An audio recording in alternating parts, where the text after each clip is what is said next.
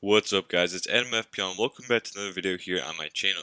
Now in this video we're going to go over my points briefly in Game Week 24 and how my team went on, what my plans for my transfers for the Double Game Weeks 25 and 26 are shaping up to be, and what my team I'm planning to do with my chips, and so on for the future game weeks. So with that being said, if you guys enjoyed the video, be sure to drop a like and smash that like button down below. Hit the notification bell to get weekly updates when I post my videos, and of course, hit the subscribe button if you guys enjoy the content. I mentioned that I'm trying to get to 100 subscribers by the end of the season, so every little support is awesome.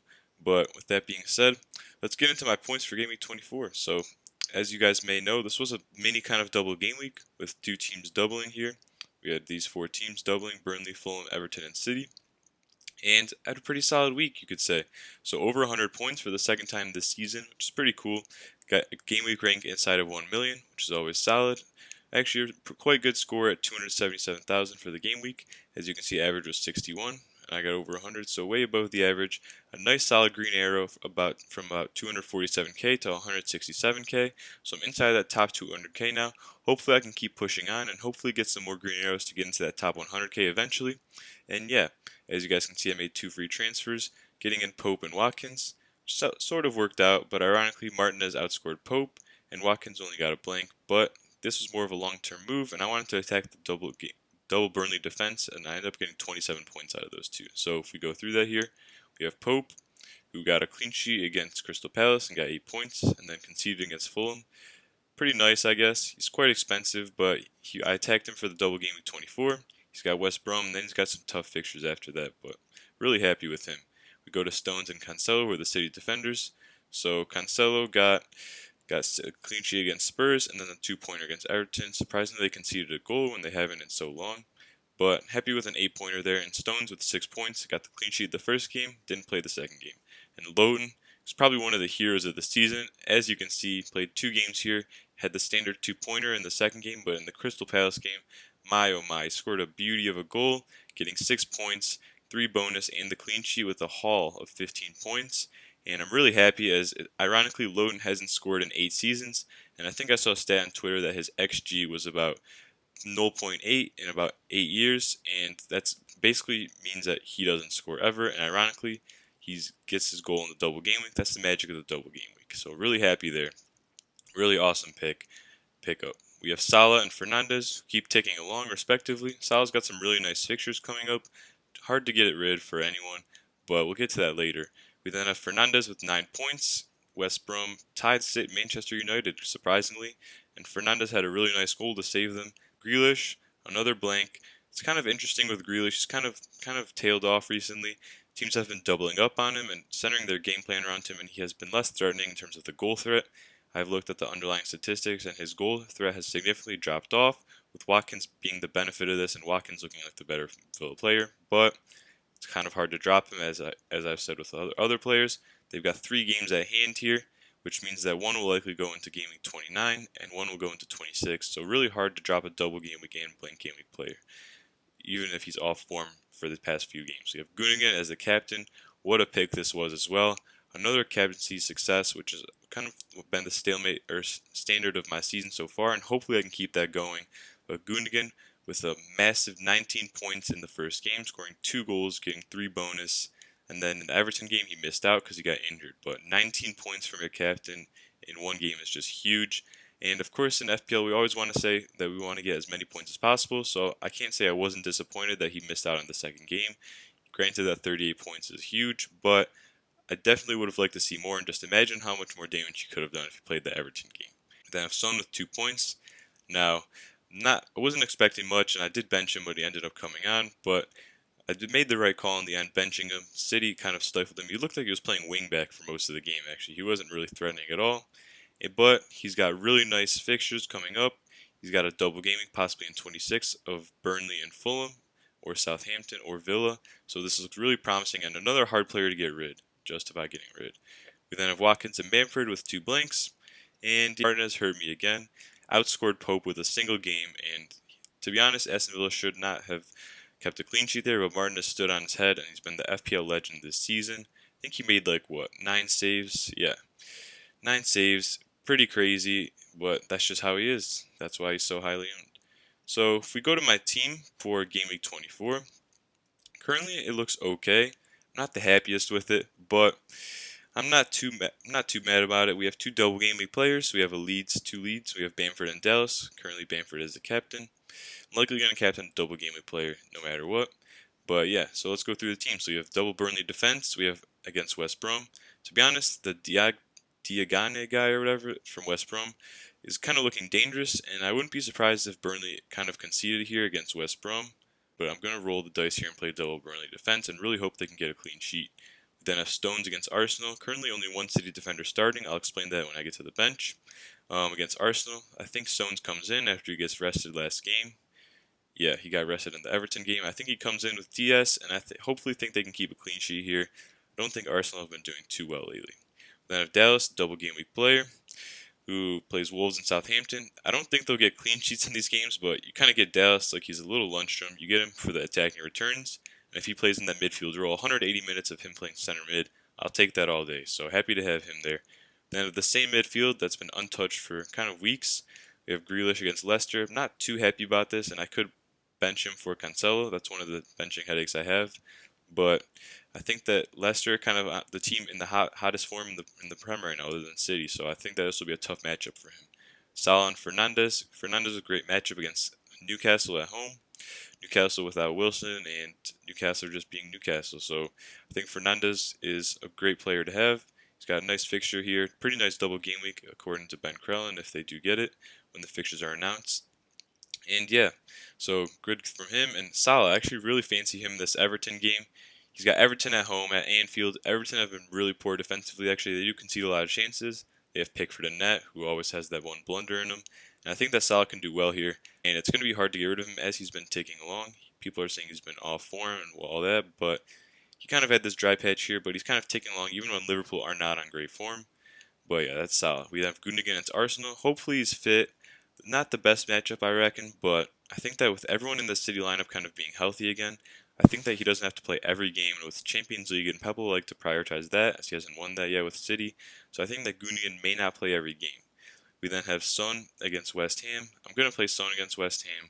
They are without Ogbonna, I think, and yeah, I think I just fancy Son's chances whenever he's with Kane. I think they can be lethal on their day. Bamford's the current captain, Wolves and Southampton. I just like how he gets so many chances. He's the talisman. He's on penalties. He's probably going to be really highly captained this week, so it's not going to be a huge differential or rank boost, but he's the best player I have to captain, and I'm going to go with the best player in my team. So then I have Watkins against Leicester. So if I had to start both guys, I'd currently start Watkins over Grealish. He's had the better stats. He's looking like he has more goal threat. And yeah, I think I'd start Watkins. Leicester actually kind of had problems with strikers usually. I've noticed that they give up a lot of chances to the opposing team strikers. They give a lot of space in behind. But I like Watkins over Grealish based on the recent stats and Grealish's lack of goal threat lately.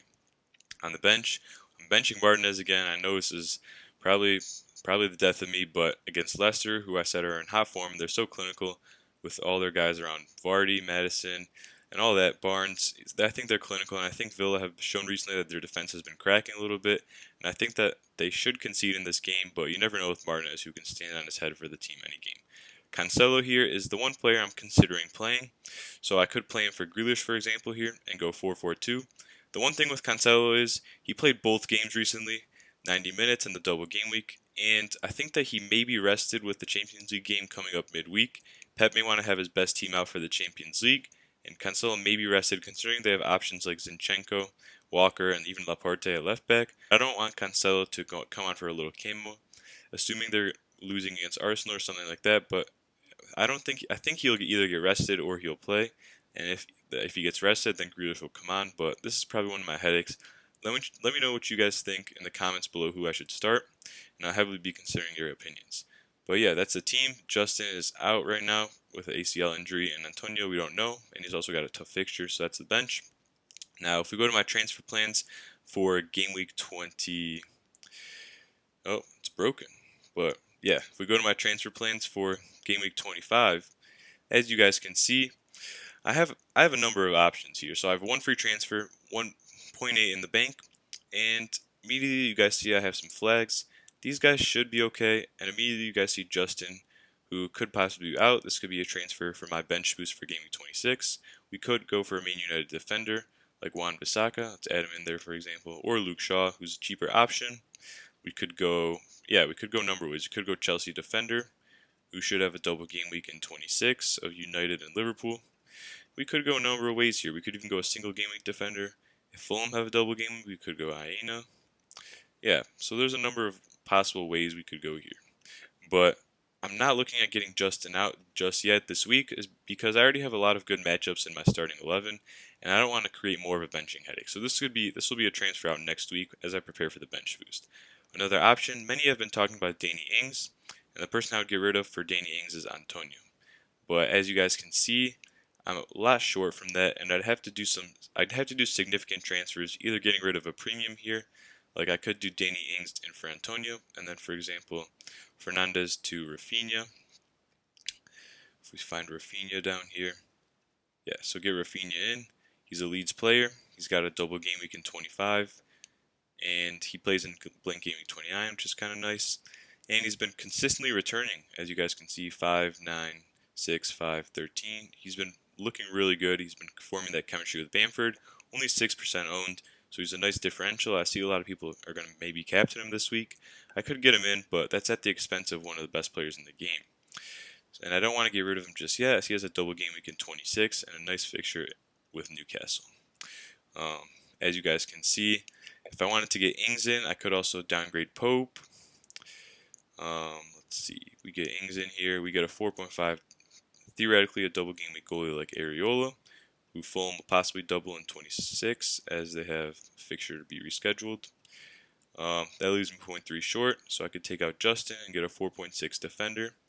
I know this is kind of quick, so kind of my thoughts all over the place, but this is where I'm at the moment. We could get, for example, another Fulham defender, Hyena, or we could get a Rudiger, for example. So these are all options. I don't know if I like this just yet, though, as Pope has a great fixture this game week at West Brom, and I don't want to really get rid of him. Another option, many people are talking about getting in Kane for the double game week, but as you guys can see, getting Kane in for Antonio is going to take a lot more chopping and changing. I'm almost 4 million short, so I'd have to get rid of one of my premiums. I don't want to get rid of Salah, like I said earlier in the video. He's got really nice fixtures for a while. He's got a double game week. I don't think I want to get rid of Son, because he's got really nice fixtures as well, and it'd be kind of giving a like-for-like transfer, as I'd be getting in a Spurs player anyways. So Fernandez, in theory, would be on the chopping block, and I could go for Rafinha here, get that double game week 25, nice differential, and this could be the route to Kane. Of course, I'd have to fix Justin out, but yeah, this could be a potential route. But I'd be really playing with fire here. 60% ownership. As you can see, I mean, I don't take much factor into this, but all these ICT measurements, he's number 1 pretty much. He's been taking along the whole season. He's got Newcastle in 25, and then Chelsea, Crystal Palace most likely in 26. So this is really tough, to be honest, but that's probably the one player I'm looking at to get rid of if I want to fund Kane. But yeah, these are kind of my my transfer thoughts. If we go to captaincy for the week, I would look at a double game week player like Dallas, Bamford, Rafinha, all good options. In terms of Bamford and Rafinha, Bamford has the penalties, slightly better stats over the end of the season, and he's going to be the most captained. So if you want to kind of play safe and shield your rank with your captain, and you have differentials elsewhere in the team, I would go Bamford. If you want really feeling bold, Rafinha is actually a good option. Don't, by any stretch of the imagination, I'm not saying he's a horrible option. Bamford and Rafinha are really close. Probably wouldn't captain Dallas, but I would also captain Ings. I fancy Ings against Chelsea and Leeds possibly. Mostly the Leeds game are kind of looking for points to be a goal fest, but for Southampton players, it's basically Ings or nothing for the captaincy. And yeah, that's pretty much going to wrap up the video, guys. If you guys made it this far and you guys enjoy the content, like and subscribe and all that good stuff. Let me know in the comments what your guys' transfer thoughts are for the doubles, any questions on your starting lineups and stuff like that. I'll be happily answering all the comments down below. So yeah, with that being said, it's Adam FPL, and I'll see you guys on the other side of the game week and in the next video. Bye.